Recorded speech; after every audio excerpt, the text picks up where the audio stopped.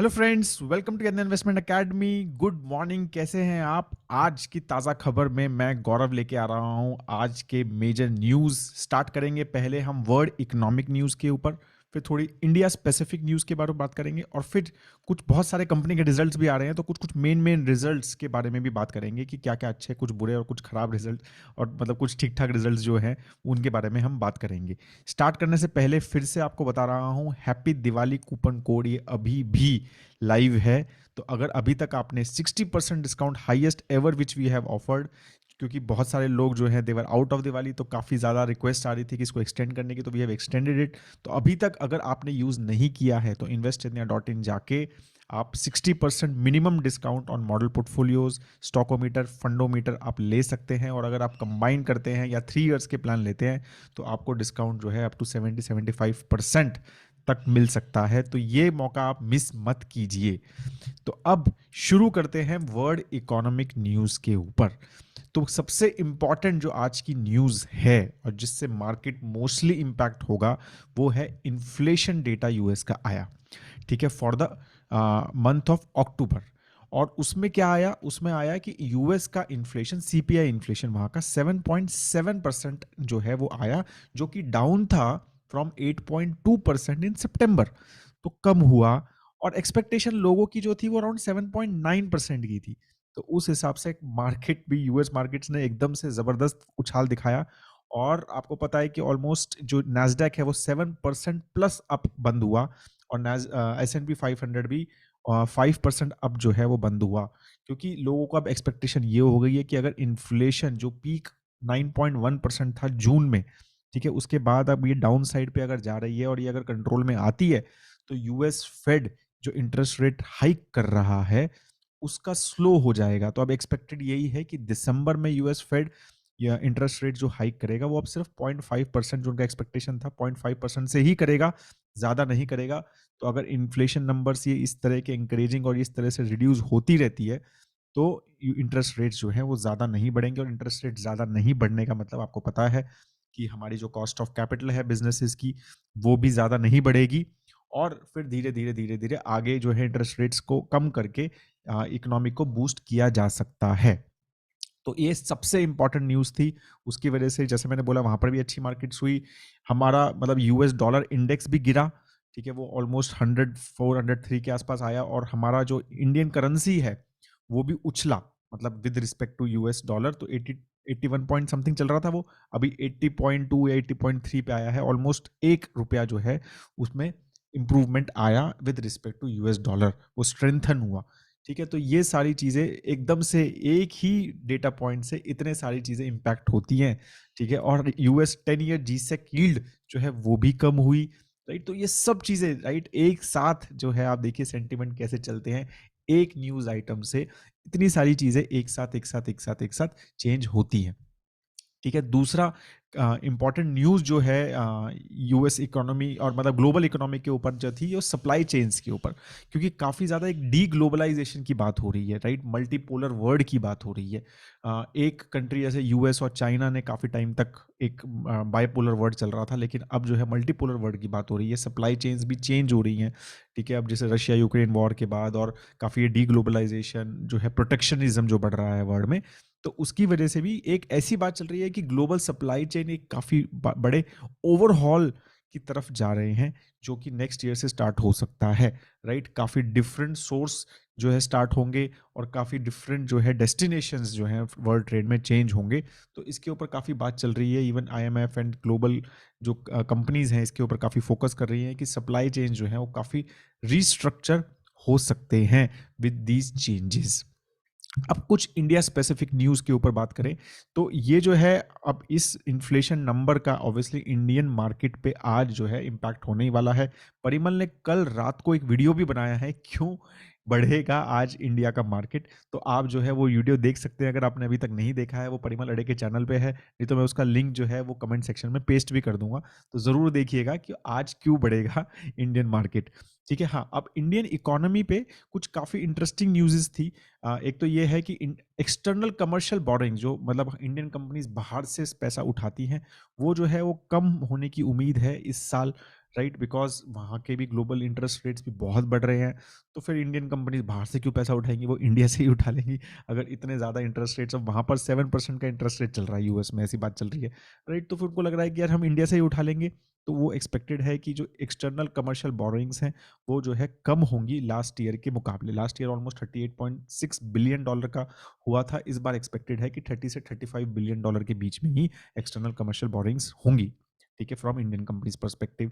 दूसरा interesting news आया था from the perspective of solar power, ठीक है। एक बहुत अच्छी रिपोर्ट आई जिसमें उन्होंने बताया कि ऑलमोस्ट जो है इंडिया ने $4 बिलियन का फ्यूल कॉस्ट जो है वो बचाया है because of solar power in first 6 months of this financial year. 6 महीने में ही जो है वो $4 बिलियन का हमने फ्यूल कॉस्ट बचाया है, और almost 19.4 million tons of coal को बचाया है। ऑलरेडी आपको पता है कोल की सप्लाई काफ़ी स्ट्रेस्ड है because of global supply chain issues, right. और इंडिया में भी मतलब काफ़ी सारे जो चीज़ें चेंजेस हुई, जो सिस्टम चेंजेस हुए, उसकी वजह से भी कोल सप्लाई काफ़ी ज़्यादा स्ट्रेस थी। तो वो जो है उसके ऊपर थोड़ा सा, अगर इस टाइप का स्ट्रेस, अगर ये सब सोलर पावर वगैरह नहीं होती तो we would have been in a very difficult situation from power sector perspective, right.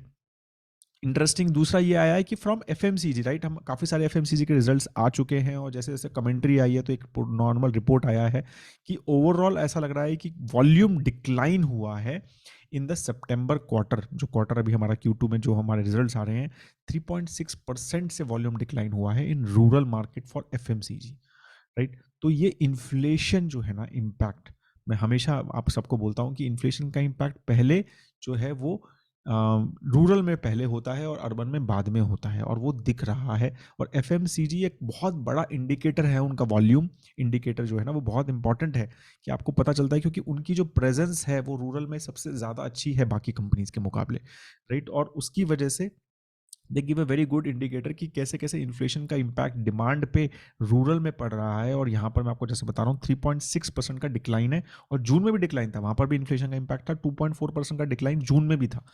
तो इसीलिए एफएमसीजी में एक थोड़ा सा कंजम्पशन स्लो डाउन चल रहा है बिकॉज ऑफ इन्फ्लेशन, और अभी लगता है कि ये थोड़ा सा सस्टेन करेगा, मतलब एकदम से नीचे जाए नहीं जाएगा, शायद 1-2 क्वार्टर्स का ये इशू जो है एफएमसीजी, जो हमारी सारी कमेंट्रीज आई उस पर ये चीज़ लगती है, राइट।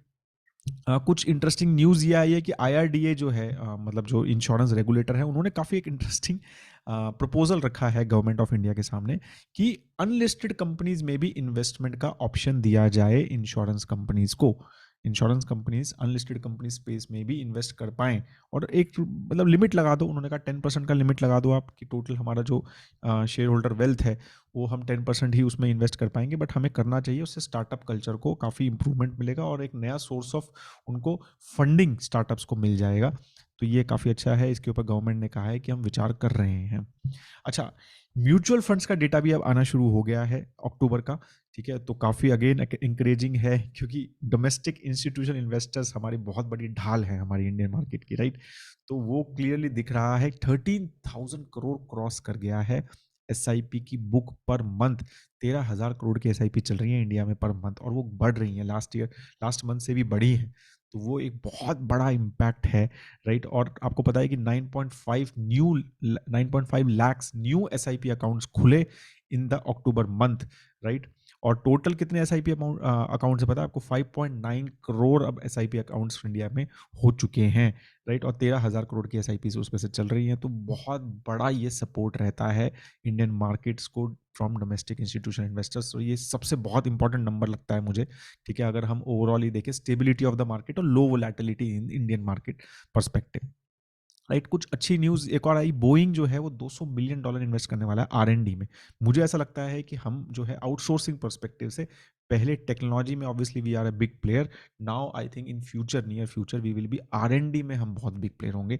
और ये जो कुछ नंबर्स है ना, फ्रॉम फार्मा सेक्टर पर्सपेक्टिव आप देखोगे, अगर काफ़ी सारे अलग अलग सेक्टर्स में देखोगे, तो आरएनडी में भी काफ़ी आउटसोर्सिंग जो है वो इंडिया में हो रही है। और ये बोइंग जो है उस तरह का यहाँ पर एक इन्वेस्टमेंट है। बोइंग आपको पता है कि सबसे बड़ी कंपनी है from perspective of the airline manufacture, right, वो मतलब एयरक्राफ्ट मैन्युफैक्चरिंग करती है। अब कुछ कंपनी स्पेसिफिक न्यूज़ के बारे में बात करेंगे, तो कुछ रिजल्ट्स बहुत जो अच्छे आए, पहले उसके बारे में बात करेंगे। तो अदानी ग्रीन का रिजल्ट बहुत अच्छा आया, राइट।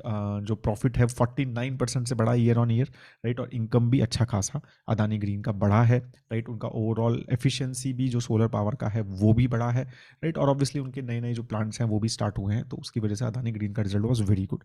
ट्रेंड जो है उसका भी रिजल्ट, जो आपको पता ही है कि वेस्ट साइड ये सब कंपनी, जूडियो, ये सब कंपनी ब्रांड्स उनके पास हैं, तो उनका भी 41% से नेट प्रॉफिट जो है वो बढ़ा है, राइट। वो हमेशा एक सरप्राइजिंग कंपनी रहती है फ्रॉम हमारे mid cap, small and mid cap portfolio का पार्ट भी है, अगर आपको नहीं पता हो तो, ठीक है। और काफ़ी अच्छा इसने एक रन अप दिया है, और 41% का उनका नेट प्रॉफिट जंप हुआ है, क्या कहते हैं, फ्रॉम ट्रेंड परस्पेक्टिव। कुछ रिजल्ट जो ठीक ठाक आए वो है, और हाँ, एक और अच्छा, बहुत अच्छा रिजल्ट जो मैं मिस कर गया, sorry, Eicher motor again gave a very very good result. उनका भी नेट प्रॉफिट जो है 76% से बढ़ा है, और रेवेन्यू 56% से बढ़ा है। ये सारे रिजल्ट जो मैं बात कर रहा हूँ ना, Adani green, Trent, Eicher motor, ये स्टॉकोमीटर पे हमारे लाइव हैं, ठीक है, और या फिर होने वाले हैं। तो और ऑलरेडी आप अगर हमारा स्टॉकोमीटर डैशबोर्ड देखेंगे, आप अगर सब्सक्राइबर हैं और नहीं भी हैं, तो हमारे ट्विटर चैनल वगैरह पे हम डाल रहे हैं ये सारी चीज़ें, राइट। तो ये सारे रिजल्ट्स जो हैं वो कंसिस्टेंटली अपडेट हो रहे हैं, उनकी अर्निंग कॉल्स की हाइलाइट्स भी अपडेट हो रही हैं। तो अगर आप इन कंपनी में इन्वेस्टेड हैं, तो ये जो है इन कंपनीज के बारे में प्लीज स्टॉकोमीटर में फॉलो जरूर कीजिए, आपको बहुत सारे इंसाइट्स मिलेंगे। अगर आप इसमें इन्वेस्टेड हैं या सोच रहे हैं या वॉच लिस्ट वगैरह में हैं, इस कंपनी के बारे में जानना चाहते हैं, तो I don't think you should miss, मतलब इन द स्टॉकोमीटर में इन सब चीज़ों की डिटेल्स, ठीक है। पेज इंडस्ट्रीज के बारे में फिर दो रिजल्ट जो है ओके ओके आए। जो पेज इंडस्ट्रीज का जो नेट प्रॉफिट तो बढ़ा नहीं, क्योंकि कॉस्टिंग बढ़ रही है, इन्फ्लेशन अगेन इम्पैक्ट हो रहा है, राइट। तो रेवेन्यू लेकिन एक अच्छा खासा जो है उनका 15% के आसपास जो है ईयर ऑन ईयर बढ़ा है। बर्जर पेंट्स का सेम रेवेन्यू 20% से बढ़ा, लेकिन प्रॉफिट में बढ़ा नहीं है, क्योंकि ऑब्वियसली कॉस्ट जो है उनका काफ़ी हाई है, स्पेशली क्रूड ऑयल परस्पेक्टिव से बर्जर पेंट पे काफ़ी इंपैक्ट रहता है, तो वो भी ज़्यादा अच्छा नहीं। कुछ कुछ रिजल्ट जो बहुत अच्छे नहीं आए, मुथूट, राइट, उसका रिजल्ट अच्छा नहीं है, 10% डाउन था profit, again because rural dependence बहुत ज़्यादा है, गोल्ड जो है, लोन्स रूरल में ज़्यादा चलते हैं, राइट। और फिर हमने जैसे बताया कि रूरल डिमांड पे इम्पैक्ट है इन्फ्लेशन वगैरह पे, और रूरल डिमांड पे इम्पैक्ट है, राइट। तो उसकी वजह से मुथूट जो है उसका प्रॉफिट, मतलब उसमें ज़्यादा कुछ गेन दिखा नहीं, वॉल्यूम गेन नहीं दिखा, नया गोल्ड जो है उनके पास, मतलब वॉल्यूम वाइज ज़्यादा जो उनके पास था वो नहीं बढ़ा है, तो वो वहाँ पर थोड़ा स्लो डाउन चल रहा है फ्रॉम मुथूट परस्पेक्टिव, राइट। तो वो चीज़ हमारी थोड़ी सी नेगेटिव है यहाँ पे, राइट। कुछ इंटरेस्टिंग एक और न्यूज़ जो बता देता हूँ आपको, कि श्रीराम ग्रुप जो है मर्जर हो रहा है, आपको पता ही है, ट्रांसपोर्ट फाइनेंस और उनका यूनियन फाइनेंस कंपनी का, राइट। वो अब एनसीएलटी से अप्रूव हो गया है, तो मोस्टली नई एंटिटी जो है वो नवंबर एंड तक लिस्ट हो जाएगी, मतलब ये दोनों मर्ज हो जाएंगे, और नई एंटिटी जो है श्रीराम फाइनेंस के नाम से नवंबर एंड तक लिस्ट हो जाएगी। So that is all I have on all the major news which I have covered. आपको कोई क्वेश्चन है तो प्लीज कमेंट सेक्शन में लिखिए। अभी तक आपने इन्वेस्टरडॉट इन वेबसाइट देखी ही नहीं है तो प्लीज जरूर देखिए। लाइक नहीं कर रहे हो यार वीडियो, लाइक तो करो, ठीक है। लाइक एटलीस्ट 2000 लाइक का टारगेट लेते हैं, ज़्यादा बड़ा नहीं लेते हैं, परिमल के लिए ज़्यादा बड़ा दे दो, मेरे को 2000 दे दो, ठीक है।